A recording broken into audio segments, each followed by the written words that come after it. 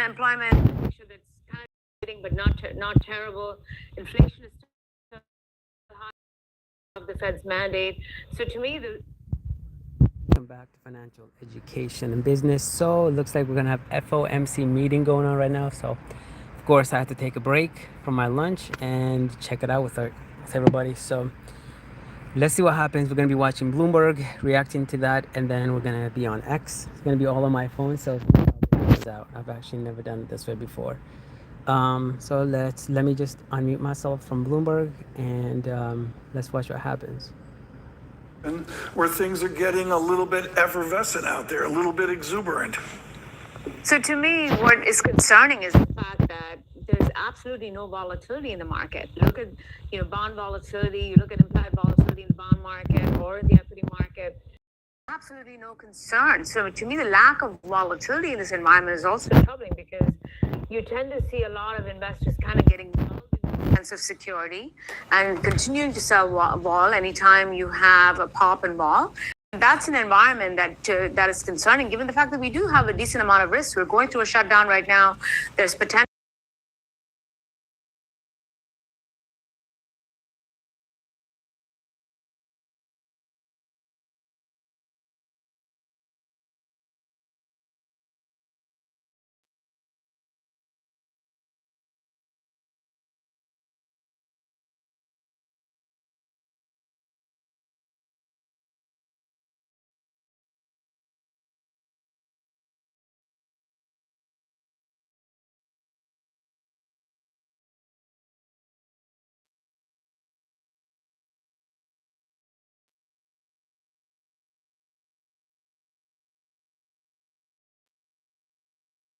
Probably going to also kind of elaborate on the data points that he sees because the Fed does have a lot more information that's available.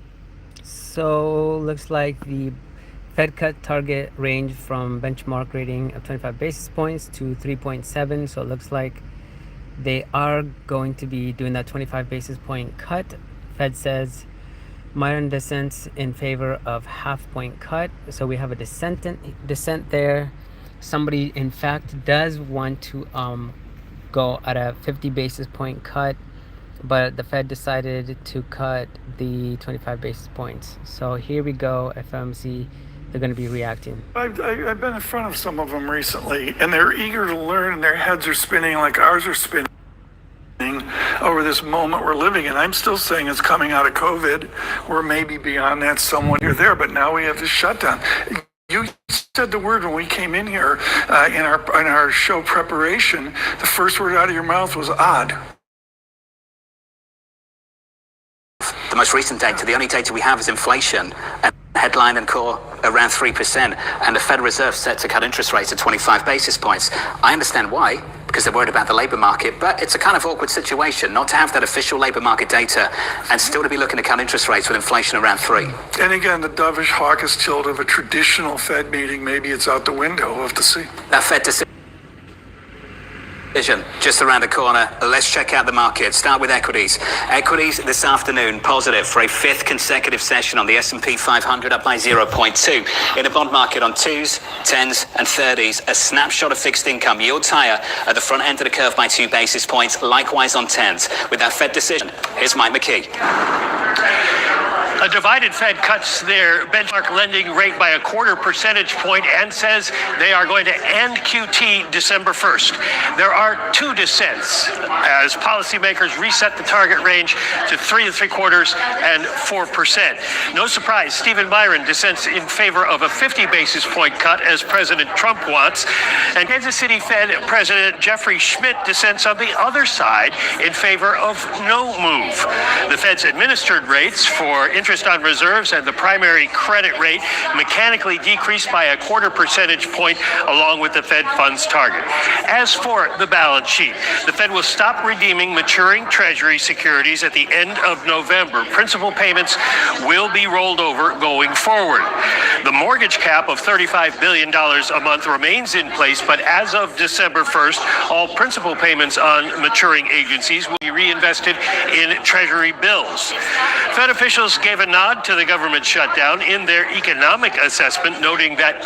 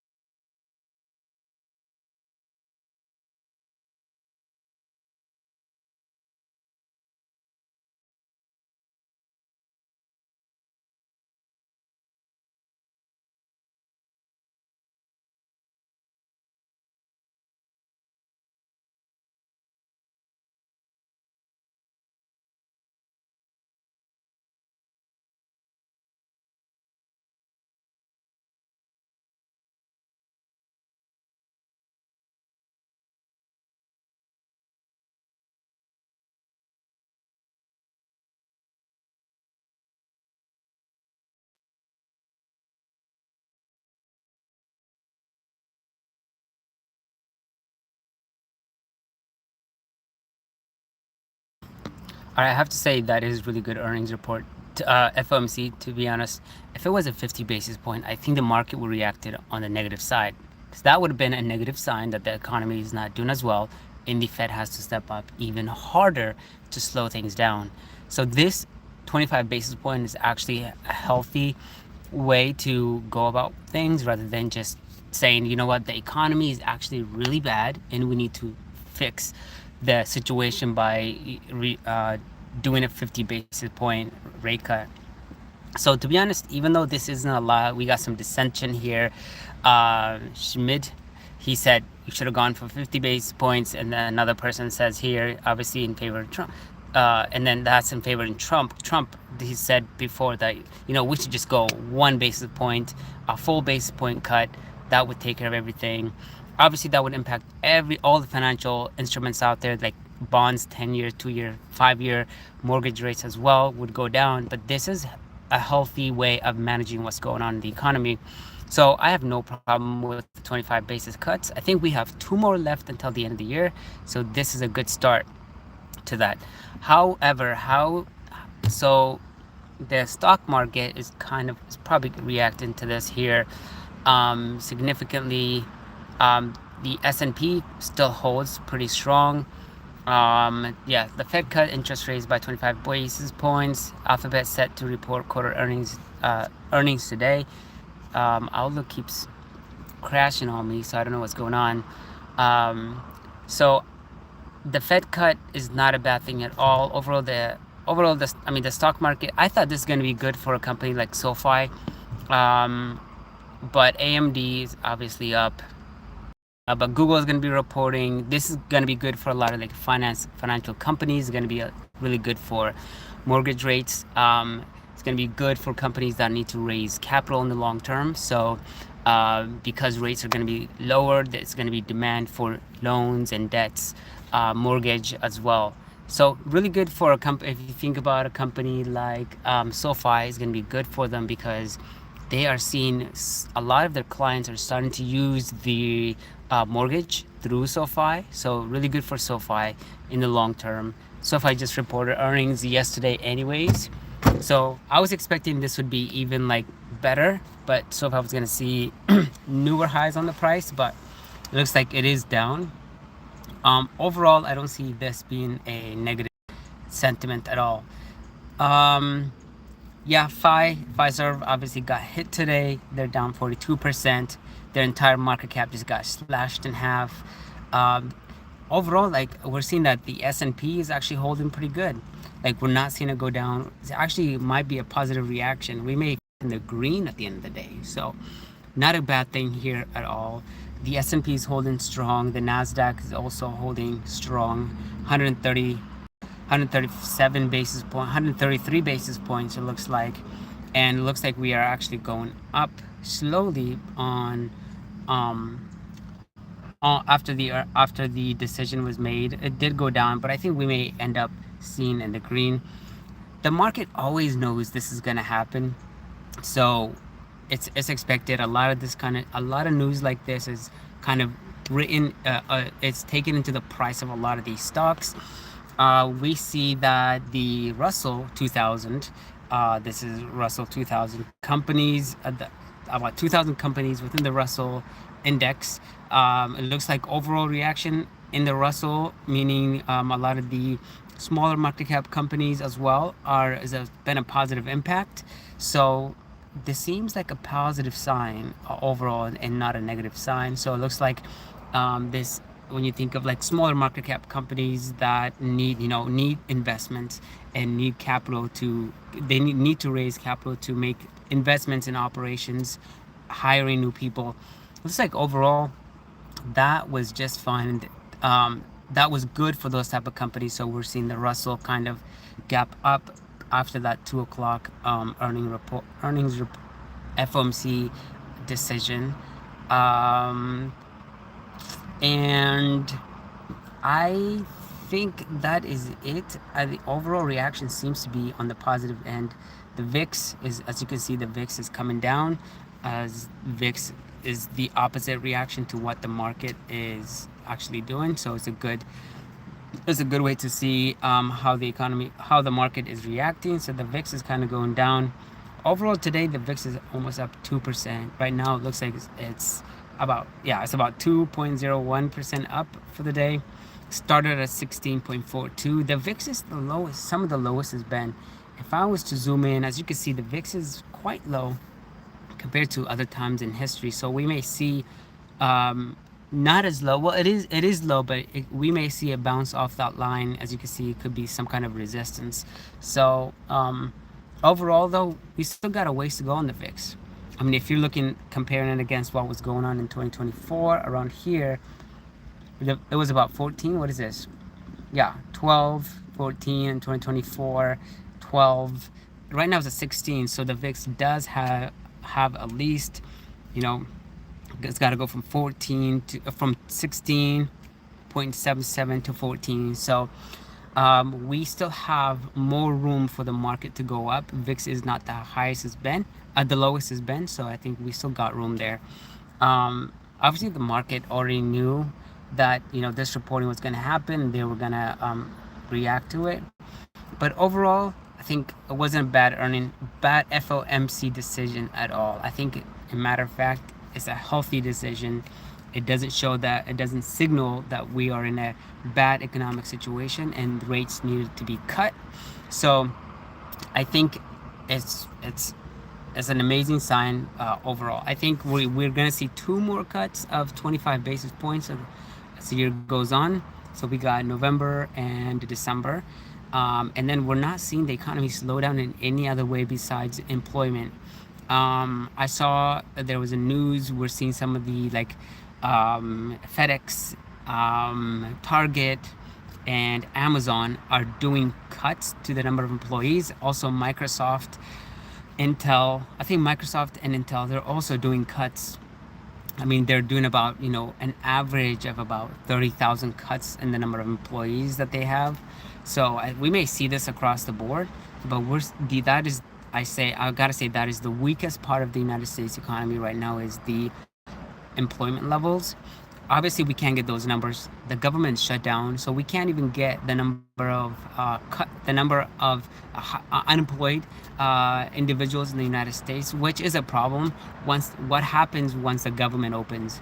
What happens when we get the real data of the underlying economy and how it's doing? Is the stock market going to see this as a negative, or are they going to say, you know what, even though we have unemployment going up, efficiency is going up through the use of AI productivity? So it's going to be an interesting data point when it comes out. The government is supposed to finally open up on the 17th of November. Still, it had that date hasn't been confirmed yet. But if that does happen, we could see a negative reaction there. But who knows? Who really knows what's going to happen once that date comes? We may see the market go down on the initial reactions, but overall, it might not be a bad thing. We are seeing, it seems like the market is kind of like going down a little bit here afterwards, after that decision. We're seeing the VIX starting to climb a little bit. And I don't know, maybe there's more in that FOMC meeting that people are looking at. We're starting to see more dissents based on, the Fed decisions, whatever the Fed decisions been made for the past couple of months. So we're starting to see more and more dissents from different people within the federal government. Obviously, Jerome Powell has about 7 months or so, and I think he'll be out May 7th or something like that, May 12th. And so his willpower is not there anymore. I think within a couple of 2-3 more months, I think the next Fed chair is gonna have more of a say, more of an input, and people are going to take his decisions a little bit more seriously. But overall, as the VIX is kind of all over the place, it was just up at 2%. Now it's down at about 1.1%. So the overall market might be going more on that positive direction here. I didn't cover the whole NVIDIA day. NVIDIA had GTC event where they were talking about some of the new technology, some of the new innovations. There was something huge around the telecom industry, partnering up with Nokia, and using the existing technology that they have with the new technology and making wireless communication a lot better than it is right now. They also showed that, talked about how Tesla is actually not Tesla, is actually integrating into NVIDIA systems and creating some efficiency for the company there. So that was an interesting point to see that I was not expecting. Due to all that, the stock, as you can see, NVIDIA price is about $207. This company has officially hit $5 trillion market cap, which is insane. As you can see, there it is, $5,047 billion market cap. So 5 trillion and 46 billion market cap. So the stock is up today. It was up last night. I was watching it. Up today 3%. Yesterday it was up quite significantly as well. It is kind of crazy to see companies are moving. Individuals and institutions are so interested in this company that within 5 days that they were able to move $4 trillion by 15%, almost 15%, right? That is still shows you the amount of demand that there is for the company and the valuation. And from that perspective, a lot of analysts are saying this company is still a buy in the long term. So we may for this company with the partnerships, that they're doing, and then at the end of the day, even though they're selling a lot of their chips right now, some their chips and their technology right now, they're getting money up front. And so in 5 years, when all that technology goes away and they've collected all that money, they're going to innovate something new. So they're going to always be making money. And also they've proven, they showed that they have about 600 or 500 $600 billion, $800 billion in demand for the next 6 quarters. That's about a net income after tax of about $50 to $53 billion a quarter, which is not bad numbers at all. So overall, I think this NVIDIA doesn't seem to be like slowing down, but I think some people say, AMD might catch up, or AMD might not catch up, but like AMD is gonna also be that part of that win, and so they may take some profits or gain some market, because no country only wants one company, no country or company or partnerships want only one company to have ownership of everything that's going on. For example, you don't want every company to be dependent only on NVIDIA for these types of products. So they need diversification. Due to this, we may see Oracle did just come up with their own products. They're gonna need AMD. They're gonna invest in AMD to start competing in this kind of industry, because they don't want to be dependent on only one technology. We saw this recently with Amazon Web Services when it went down. Almost half the country, like 5 million apps were down. Investment accounts couldn't even be viewed. So it is good to see NVIDIA winning. I think AMD and other companies behind them will also win and share in those kind of demand in the market. So that is it. I wanted to really cover the FOMC, and then I went down the rabbit trail. But 25 basis points, we had a dissent, and one person said it should be a 50 basis point cut, which I would disagree with, and then one person said that they should not do any cut at all. So we're seeing more and more people starting to dissent. So that is the overall review of today's earning. Thank you so much for joining me. This financial education. If you haven't subscribed, make sure you subscribe. Watch my videos. I may be live tonight as well. Have a great rest of your day. Peace.